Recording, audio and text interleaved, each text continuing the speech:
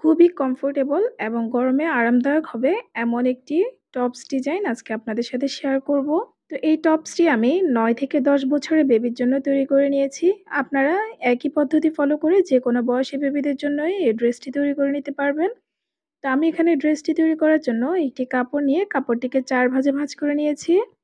কাপড়টির চওড়া নিয়েছি 12 ইঞ্চি পরিমাণ এবং লম্বা নিয়েছি 21 ইঞ্চি পরিমাণ। এখানে আমরা জামাটির সাথে যখন হাতা জয়েন করব তখন জামাটির লম্বা আরও 2.5 থেকে 3 ইঞ্চি পরিমাণ বেড়ে যাবে। অর্থাৎ আমাদের টপসটির লম্বা হয়ে যাবে তখন প্রায় 23.5 ইঞ্চি থেকে 24 ইঞ্চি পরিমাণ। এখন শোল্ডারের মাপটি নিয়ে নিচ্ছি। তো আমাদের শোল্ডার নরমালি আমরা জামার জন্য 5.5 ইঞ্চি পরিমাণ নিই। তো এখানে 1/2 ইঞ্চি পরিমাণ বাড়িয়ে এখন 6 ইঞ্চি পরিমাণে মার্ক করে নিচ্ছি। এরপর আর্মহোলের জন্য সেম ভাবে 6 ইঞ্চিতে মার্ক করে নিচ্ছি। 2টি পয়েন্ট একসাথে মিলিয়ে দিচ্ছি। এখন বডির মাপটি নিয়ে নিচ্ছি। তো আমাদের বডি হচ্ছে 34, 34-এর 4 ভাগের 1 ভাগ হচ্ছে 8.5 ইঞ্চি। তো আরও 1.5 ইঞ্চি পরিমাণ বাড়িয়ে এখানে 10 ইঞ্চিতে মার্ক করে নিচ্ছি। আর্মহোলের শেপটি দিয়ে নিচ্ছি এখানে। এরপর বডি থেকে ঘের পর্যন্ত দাগটি আমরা এভাবে বাঁকা করে মিলিয়ে দিচ্ছি। দাগ অনুযায়ী কাটিং করে নিব। এই পর্যায়ে আপনাদের কাছে একটি রিকোয়েস্ট, যারা আমার চ্যানেলে একেবারেই নতুন, এখনো আমার চ্যানেলটি সাবস্ক্রাইব করেননি, প্লিজ আমার চ্যানেলটি সাবস্ক্রাইব করবেন। আর যারা অলরেডি সাবস্ক্রাইব করেছেন তাদেরকে অসংখ্য ধন্যবাদ। তো এখানে কর্নার থেকে 1.5 ইঞ্চিতে একটি মার্ক করে দাগটি নিচের দিকে ডাউন করে দিচ্ছি। দাগ অনুযায়ী কাটিং করে নিচ্ছি। হাতার কাপড়টি নিয়ে নিয়েছি। তো হাতার লম্বা কতটুকু নেবেন সেটি বলে দিচ্ছি। এখানে আর্মহোলের মাপ যতটুকু নিয়েছেন তার থেকে 2 থেকে 2.5 ইঞ্চি পরিমাণ এখানে কাপড়টি বেশি লম্বা নেবেন। তো আমি এখানে দেখিয়ে দিচ্ছি আবারও, আমি এখানে আর্মহোল নিয়েছি 6 ইঞ্চি পরিমাণ। তো এখানে কাপড়টির লম্বা কিন্তু আমি 8.5 ইঞ্চি পরিমাণ নিয়েছি, অর্থাৎ 2.5 ইঞ্চি পরিমাণ এখানে কাপড়টি বেশি নিয়েছি। আশা করছি বুঝতে পেরেছেন। তো কাপড়টিকে এখন টপসের নিচে এই যে এভাবে বন্ধ সাইডের সাথে মিল রেখে তারপর এখানে ভাঁজটি করে নিচ্ছি। তো ভাঁজটি করার পর এখানে আর্মহোলের শেপটি দিয়ে নিচ্ছি এখানে। টপসটি সরে রেখে তারপর আর্মহোলের অংশটি এখানে কাটিং করে নিচ্ছি। তো কাটিং করার পর দেখুন হাতার কাপড়টি দেখতে এরকমই হবে। এই যে দেখুন এখানে 2টি হাতার কাপড়ই কাটিং করে নিয়েছি একসাথে। তো টপসের কাপড়টিকে এখন মেলে নিচ্ছি। মেলে নিয়ে একটি পার্ট তুলে রাখছি।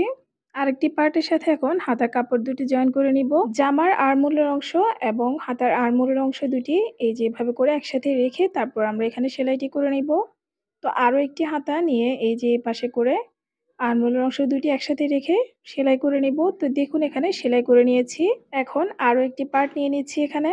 এই পার্টের সাথেও এই যে আর্মহোলের যে আরও একটি অংশ রয়েছে সে অংশটি এই যে আগের মতো করে সেম ভাবে ভাঁজটি করে তারপর আমরা এই আর্মহোলের অংশগুলো একসাথে করে সেলাই করে নিব এখানে। সেম ভাবে এই পাশের আর্মহোলের অংশ দুটিও একসাথে ধরে নিয়ে তারপর সেলাই করে নিব। তো দেখুন এখানে 2 পাশে সেলাই করে নিয়েছি। এই যে দেখতে পাচ্ছেন 2 পাশে এখানে সেলাই করে নিয়েছি। তো এখানে আমরা একটি সেলাই করে নিব কুচি করার জন্য। এই যে এপাশে আমরা পুরো রাউন্ডে একটি সেলাই করে নিব। তো দেখুন আমরা এখানে সেলাই করে কিছু কুচি করে নিয়েছি এখানে। এই যে এভাবে করে সুতাটিকে জাস্ট টান দিলেই দেখবেন খুব সুন্দর কুচি তৈরি হয়ে যাবে এখানে। তো দেখুন এখানে কুচি তৈরি করে নিয়েছি। এই যে দেখতে পাচ্ছেন 2 পাশেই সেম ভাবে কুচি তৈরি করে নিয়েছি। তো এখানে একটি পাইপিং জয়েন করে নিব। এইজন্য সেম কাপড়টি নিয়ে নিয়েছি। 1.5 ইঞ্চি পরিমাণ চওড়া একটি কাপড় নিয়ে কাপড়টিকে 2 ভাঁজ করে এই যে জামার উল্টো পাশে প্রথমে আমরা সেলাই করে নিব। তো দেখুন আমরা প্রথমে উল্টো পাশে সেলাই করে নিয়েছি। এরপর পাইপিনের কাপড়টিকে জাস্ট উল্টিয়ে সোজা পাশে নিয়ে এসে পাইপিনের উপরে একটি সেলাই করে নিব এবং হাতার এই যে মুহুরির অংশটিকে ডাবল ভাঁজ করে আমরা এখানে সেলাই করে নিব। তো দেখুন আমরা পাইপিংটি সেলাই করে নিয়েছি। এই যে দেখতে পাচ্ছেন এবং মুহুরির অংশ দুটিও সেলাই করে নিয়েছি। 2টি হাতারই মুহুরির অংশ সেলাই করে নিয়েছি এখানে। তো এখন জামাটিকে জাস্ট উল্টিয়ে সাইড দুটো সেলাই করে নিব। তো এই যে এভাবে করে সাইড দুটো ভালোভাবে সেট করে নিয়ে তারপর দুটো সাইডে সেম ভাবে সেট করে নিয়ে সেলাই করে নিব এবং নিচে ঘেরের অংশটি ডাবল ভাঁজ করে সেলাই করে নিব। দেখুন আমাদের ড্রেসটি তৈরি করা কমপ্লিট হয়ে গেছে। ধন্যবাদ সবাইকে ভিডিওটি দেখার জন্য। আল্লাহ হাফেজ।